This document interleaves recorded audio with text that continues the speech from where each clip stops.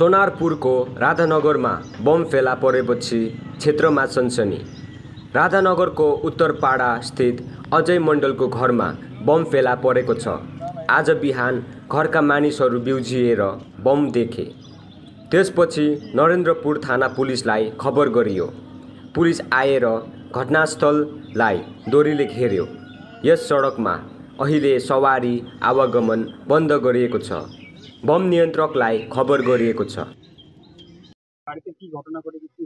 বাড়িতে আমরা সকালবেলা উঠে দেখছি যে গোয়ালের সামনে একটা মানে পাঁচিলের ওপরে হেভি ধরনের বোম। তো আমরা চারিদিকে ছোটাছুটি করছি, লোকজনকে খবর দিচ্ছি, আমাদের যারা নেতৃত্ব আছে তাদেরকেও জানাচ্ছি, তারাও এসছে।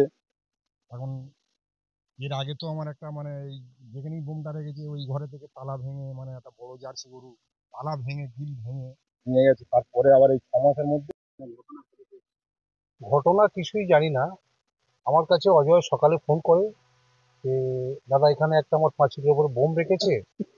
কি করবো, ঠিক আছে ওই অবস্থা থাক, তোমরা ব্যারিকেড করে রেখে দাও, আমি থানাকে কল করছি, থানা আসুক, থানা এলে যা ডিসিশন নেওয়ার নেবে।